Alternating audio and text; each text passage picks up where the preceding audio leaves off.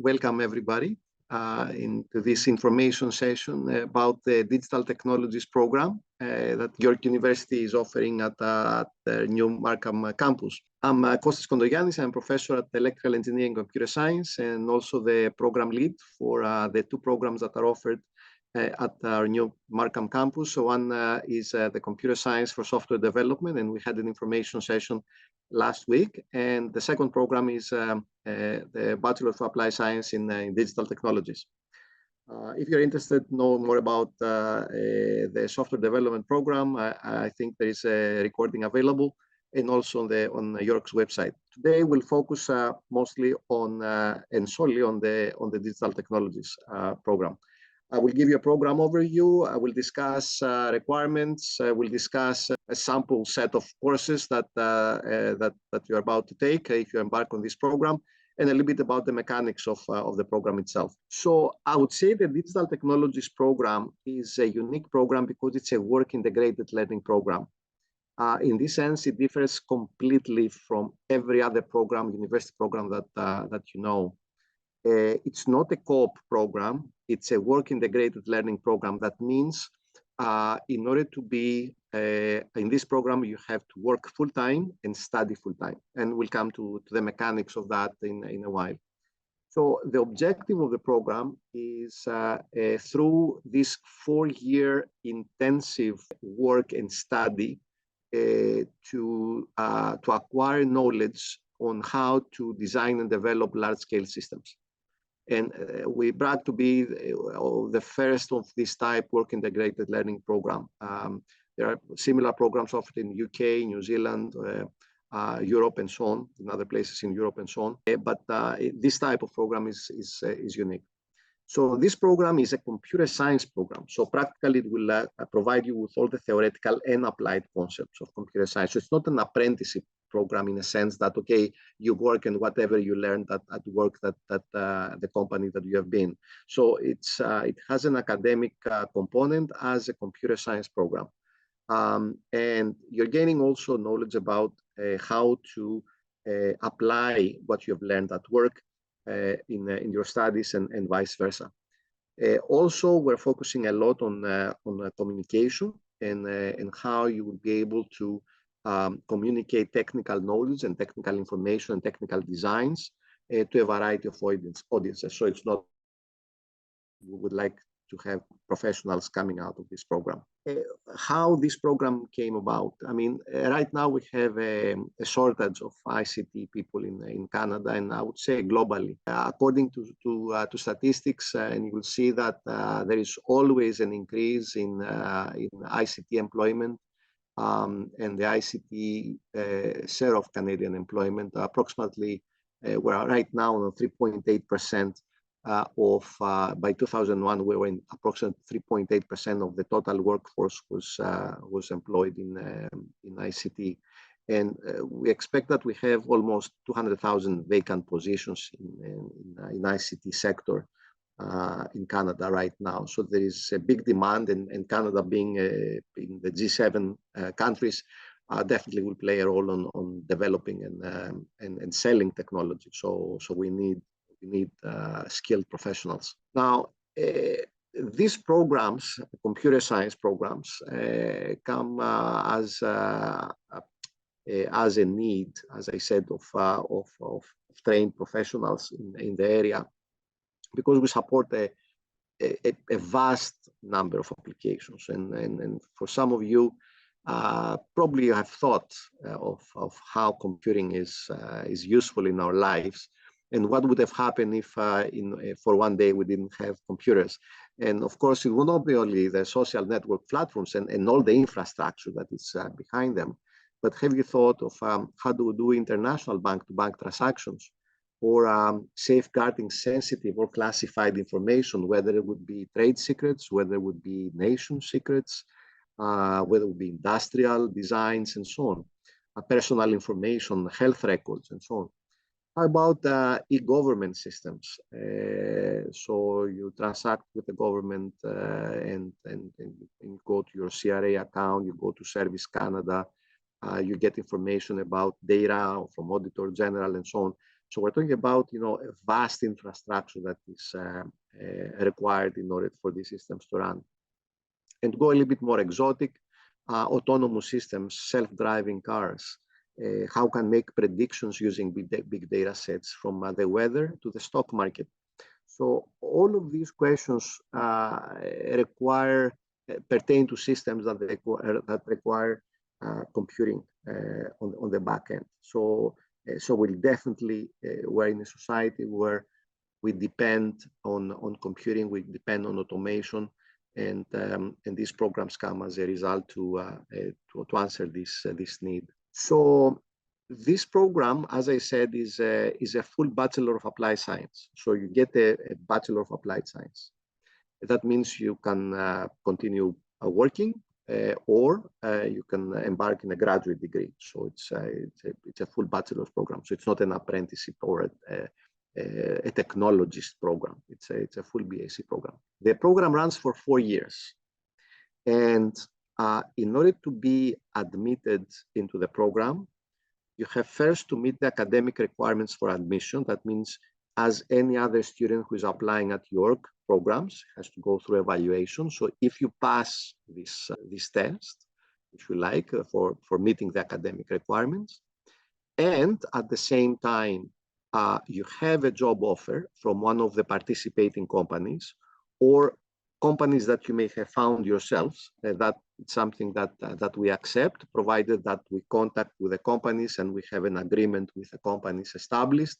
And also you work in a related field like computer science, artificial intelligence, software development, and so on. Then you can admit it to the program. The program is structured around block weeks, which are on campus. And usually we have 2 to 3 weeks per term. Right now we have 2 weeks per term that you will be on campus full time from 9 to 5, with the exception of the first year where we have a 3 weeks foundation block week, and then 2 more weeks. So in total, 5 weeks for the first term of the first year. But on a steady state would be 2 weeks on campus, and the rest of the 15 weeks for the term would be off-campus asynchronous learning. So the off-campus asynchronous learning, think of what you had in COVID, pretty much. So you had videos, you have interaction with your instructors and your TAs. You would have projects and quizzes to conduct online, and that would be complementing your block weeks would be on campus. The program requirements to enter is 12U English, the English 4U, the advanced functions, and a second 12U math course is not required, but it's strongly recommended. The program runs now in September 24. The program will run on its second year. That means the first cohort came in on September 2023, so a few months ago.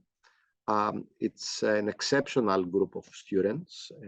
I would say people who know and apply time management very, very thoroughly.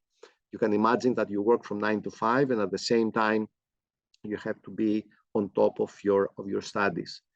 But the benefit is that at the end of your studies, you will have 4 years experience. You'll be graduating as a professional. So you can imagine that the benefits and the rewards are immense. So the program runs as follows. So there is a core module. There is a core section of the program, which runs on year 1 and year 2. The core continues for year 3 and year 4.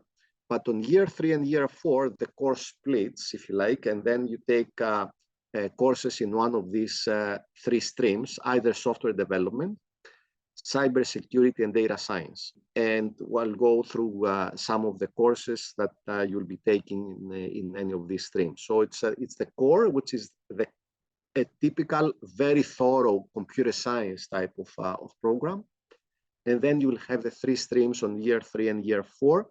and you select one of these streams, either software development or cybersecurity or data science. On the software development stream, the focus is what you would be expecting in a software engineering program. We don't calling it software engineering because in order to be called software engineering, you need to be accredited by the Canadian Engineering Accreditation Board, the CAB. The program hasn't gone through this kind of certification and is not intended actually. But you will expect to see pretty much the courses that you see in a typical software engineering degree. So the focus is on techniques to specify, design, implement, test, deploy, and maintain large-scale software systems. The cybersecurity, here the focus is how we safeguard computing systems at all levels. So we start at the network level, at the software level, application level, also at how to protect sensitive information, complying with regulations like privacy regulations or domain-specific regulations if you are dealing with banking or healthcare. So the cybersecurity stream pretty much deals with security at different levels, starting from the network all the way to application and compliance. And the data science stream is focusing on modeling knowledge, machine learning, big data analytics, and intelligent systems. So this is also, I would say, probably the most math-intensive part of the program. Now, if I could present from a very high-level point of view, what would be the competencies that you will have as you evolve in these 4 years? In year 1, we'll expect that you have foundational technical skills and foundational programming skills. So you learn the tools of the trade, compilers, integrated development environments, debuggers, and version control systems, and so on. So usually in year 1, from what at least we have seen and experienced with the first cohort, the first few months probably you'll be shadowing someone, but a developer. But we have seen that to our amazement, that all of the students in the first cohort have been involved on developing software already.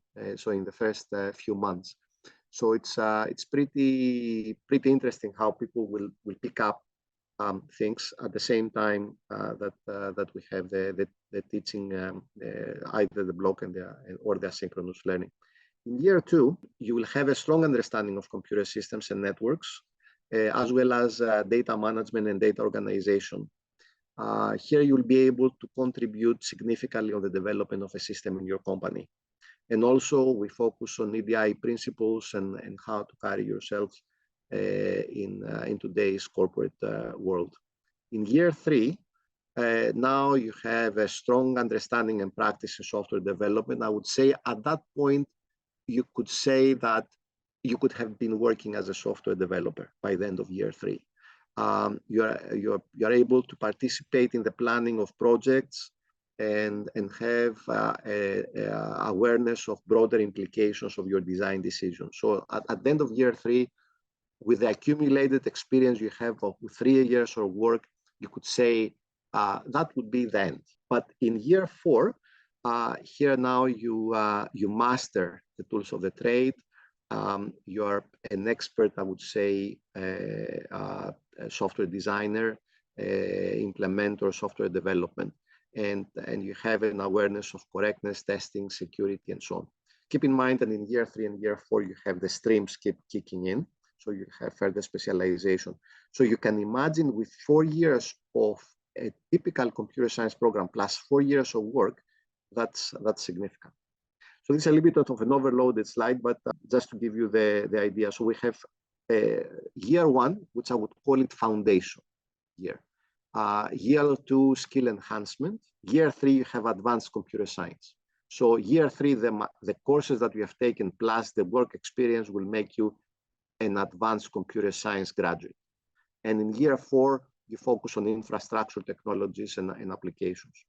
So typical courses that you will get in year 1 include introduction to computational problem solving, object-oriented programming, mathematics, general mathematics for software, discrete math, and so on, as well as some periphery courses like teamwork and communication, technology leadership and professional reflection, disruptive technology innovation and entrepreneurship. These are more business type of courses. So you'll see how, and you will get an early on exposure on how software and the business world fits together. But in year one, you have this foundational also computer science knowledge like programming and algorithms and so on.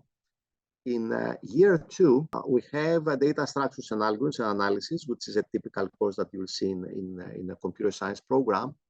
Practice of software development. This is an introduction to software engineering, I would say, type of course.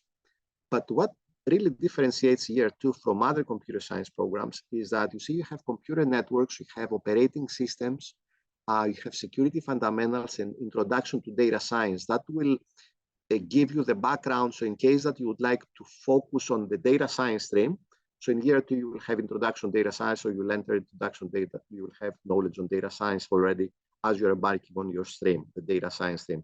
If you opt not to take the data science stream, that means software development or security, still you'll have some knowledge on data science. On year three, the core focuses on databases, database management systems, security and privacy. That will lead you to know about security, even if you don't take the stream. This is the core. And then we have a digital technologies project that runs for the whole year, so it's like a capstone project. And the technology leadership and professional reflection, that is a course that, as you see, there's a sequence of from 1, 2, 3, and 4, where you reflect of what you've learned and how you applied. So it's a very interesting course as well. On the fourth year on the core program, now we have cloud computing, user interfaces, auditing and governance, the capstone project that runs also for a year and for year 4, and the technology leadership and professional reflection.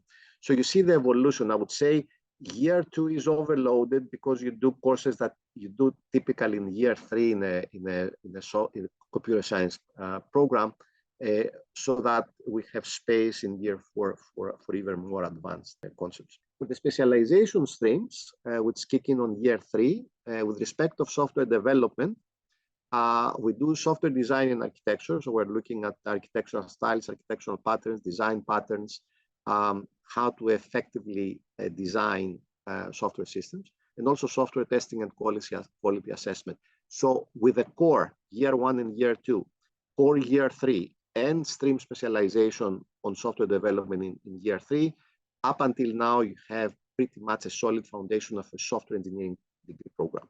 It's not an engineering degree program, but you will have the same courses. Data science stream, on year 3, you have theoretical foundations of data science, which builds on the core that you have already, and the data science and applications, which gives you exposure to applications of data science and AI. And on security, we look at network security at a lower level, and then security by design, how to design secure software systems. On year 4, the specialization streams, you see from 2 courses now, they became 4 on year 4 on specialization. On the software development stream, we do software requirements, model-driven engineering, DevOps, and the synoptic project, which runs for the whole year.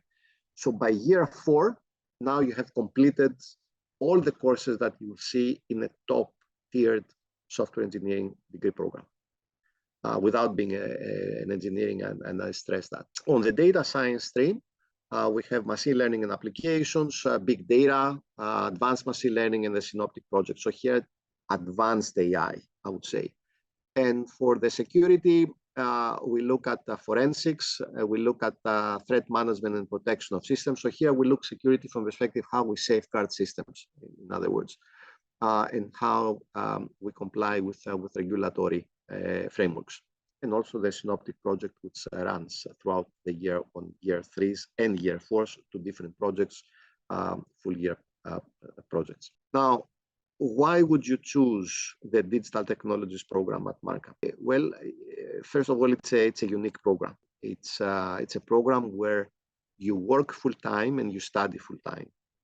You can imagine that is an extremely demanding program with respect of time management and discipline, with huge rewards. You have close connection to the industry. You learn by doing things, right? You have connection to the industry. The Markham is hub of the high-tech companies in Ontario.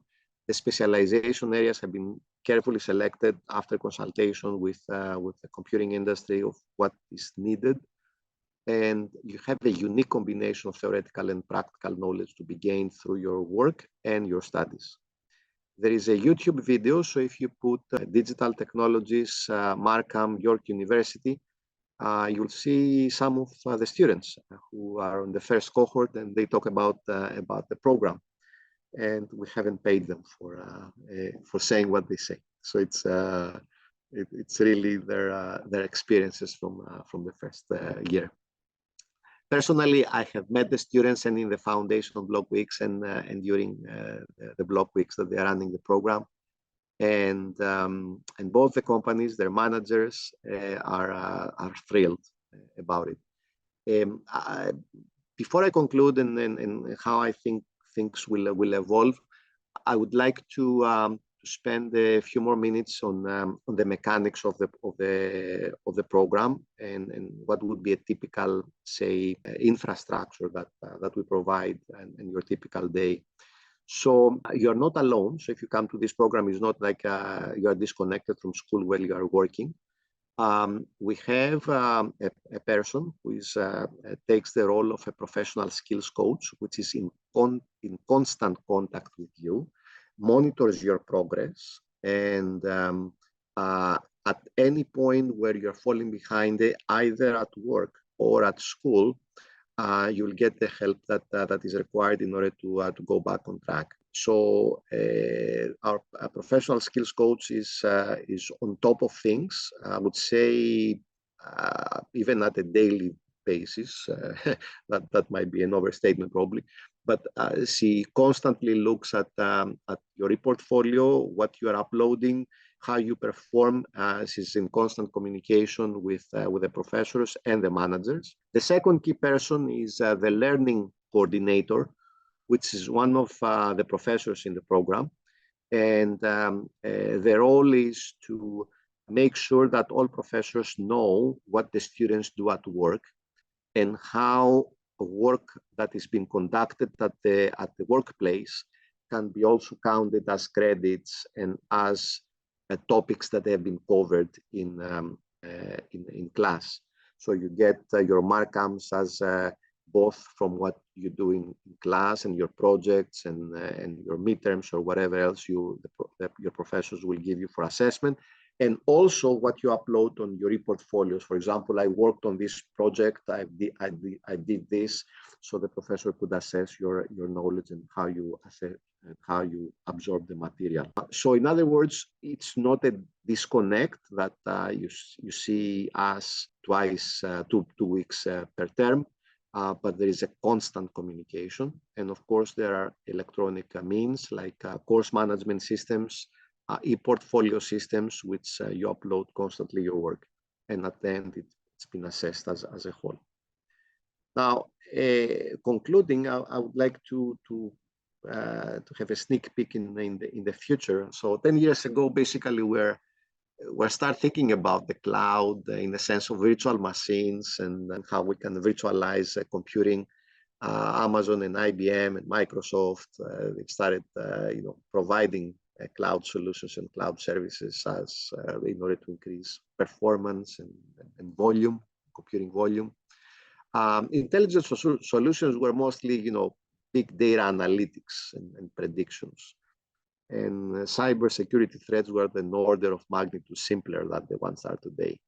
So where will be 10 years from now and what will be working as professionals would be, I expect that we'll have massive dissemination of microservices and agent computing. So software components that they interact autonomously with each other in order to provide large-scale applications.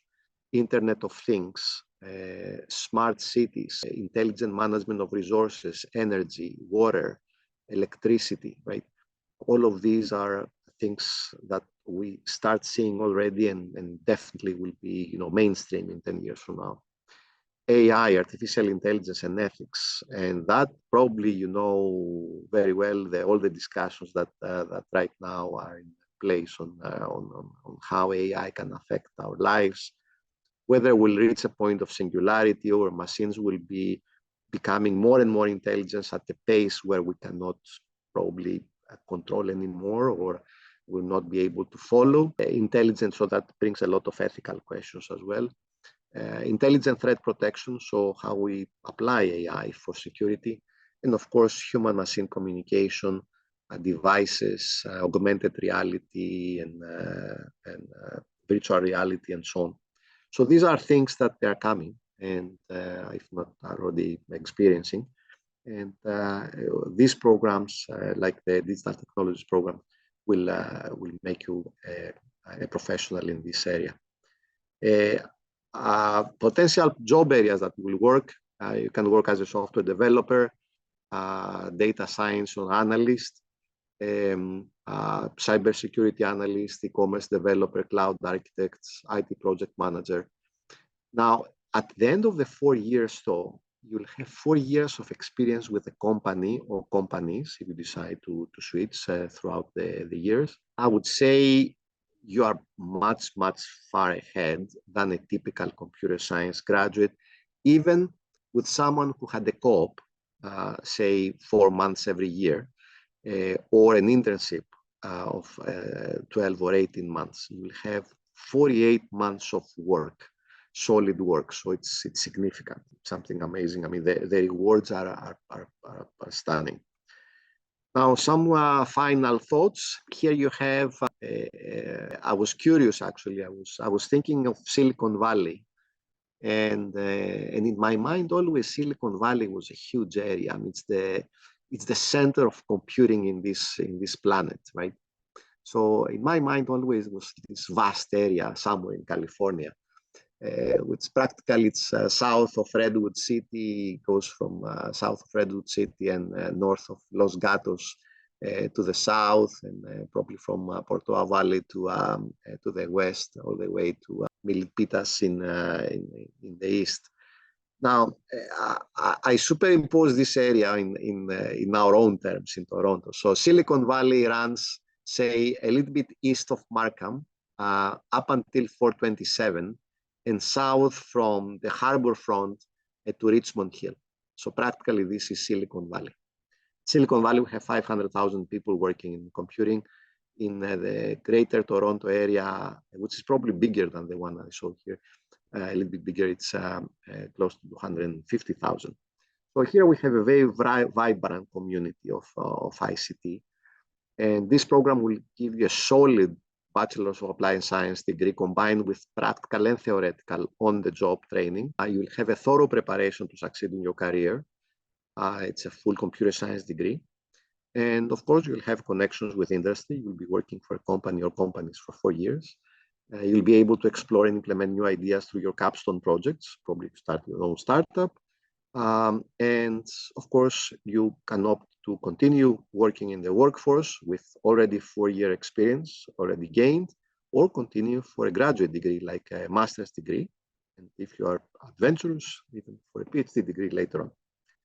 So with this, I conclude. And if you have any questions, I would be very happy to answer.